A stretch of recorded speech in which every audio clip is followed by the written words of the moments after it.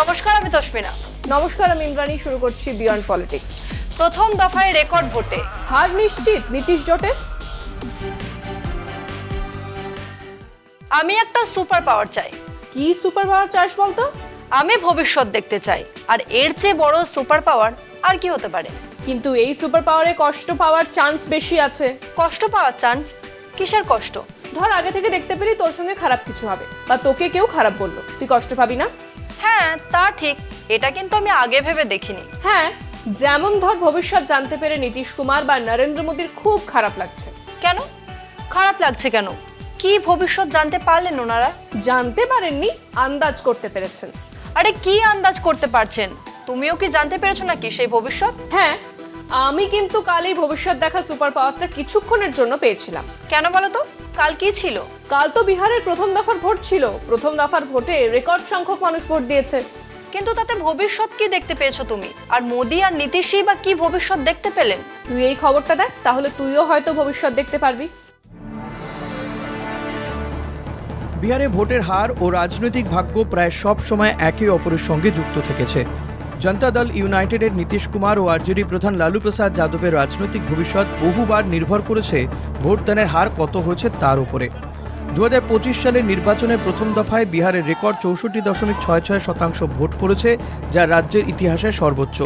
এবার এনডিএ ও মহাগঠবন্ধন দুপক্ষই দাবি করছে যে এই উচ্চ ভোট তাদের পক্ষে গেছে। মহাগঠবন্ধনের যুক্তি, বেশি ভোট মানেই সাধারণত সরকার বিরোধী মনোভাব, তবে কিছু ক্ষেত্রে বেশি ভোট প্রো ইনকামবেন্সি বা সরকারপন্থী উচ্ছ্বাসও বোঝায়।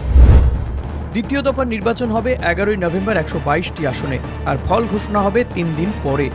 তথ্য বলছে, যখনই নীতিশ কুমার ক্ষমতায় ফিরেছেন ভোটের হার 60%-এর নিচে থেকেছে। 2005 সালে এনডিএ প্রথমবার স্পষ্ট সংখ্যাগরিষ্ঠতা পেয়েছিল, তখন ভোটের হার ছিল 45.85%। 2010 সালে আবার এনডিএ যেতে ভোট পড়ে 52.73%। 2015 সালে নীতিশ লালুর সঙ্গে জোট বেঁধে জয়ী হন, ভোটের হার 56.91%।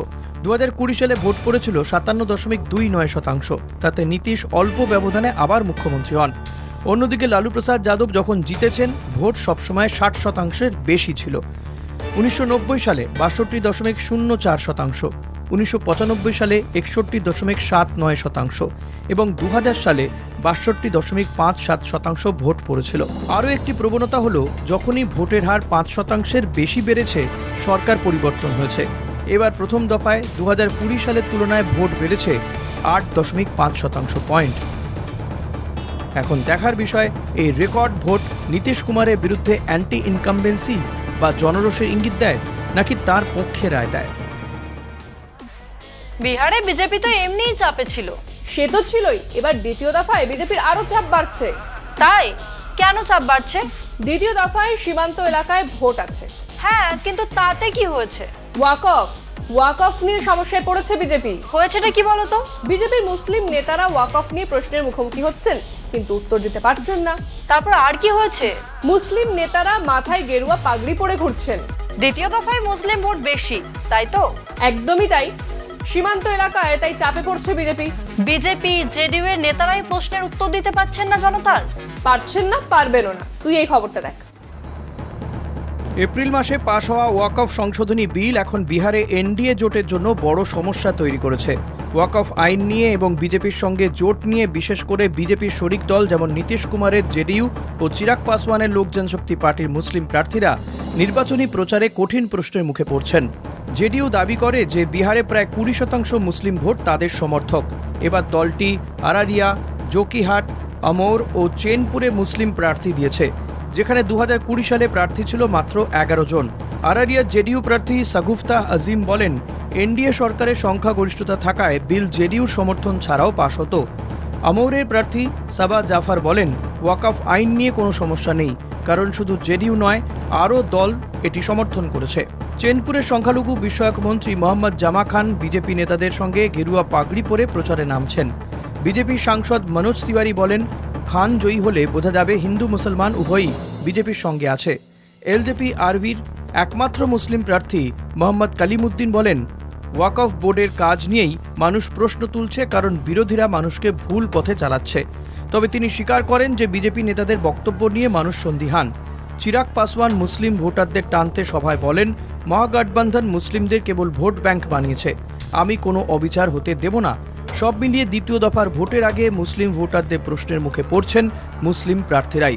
ওয়াকফ বিল নিয়ে এনডিএর এই দ্বিমুখী অবস্থান দেখাচ্ছে দলটি মুসলিম ভোটে গুরুত্ব হারিয়েছে আর উন্নয়নের নামে বিভ্রান্তি ছড়াচ্ছে। কিন্তু নীতিশ যে বিহারে ফিরে আসছে না, এটা কি নিশ্চিত? সেভাবে নিশ্চিতভাবে কিছু বলা যাচ্ছে না, তবে রাজনৈতিক বিশ্লেষকরা তেমনটাই মনে করছেন। কিন্তু নীতিশ না হলে তাহলে কে? সেটা সমীকরণ বলবে, তবে নীতিশের পালা ঘুচেছে তেমনটাই ভবিষ্যৎবাণী। নীতিশ মুখ্যমন্ত্রী না হলে কেন্দ্রের সরকার যদি পড়ে যায়? এটা ভালো প্রশ্ন। নীতিশের 12 টিডিপি 16 সাংসদের ওপর মোদি 3.0 দাঁড়িয়ে আছে। আরে নীতিশ গেলে তো মোদির গদি ধরে টান মারবে। আর তখনই হবে বিপদ। রাহুল গান্ধী এটাই বলেছিলেন। কি বলেছিলেন? যে মোদি সরকারের ভবিষ্যৎই অনিশ্চিত। অভিষেক বন্দ্যোপাধ্যায় এরকম কিছু একটা বলেছিলেন না? অভিষেক বলেছিলেন এসআইআর হলে দিল্লির গদি ধরে টান মারবেন, দিল্লির সরকার পড়ে যাবে। মোদির বিরুদ্ধে শুধু বিরোধীরা নয়, জনমত গর্জে উঠেছে। একদমই তাই। নে এবার শেষ কর। তাই ভালো। বিয়ন্ড পলিটিক্স আজকের মতো এই পর্যন্তই। দেখতে থাকুন কলকাতা টিভি, রাত দিন 7 দিন।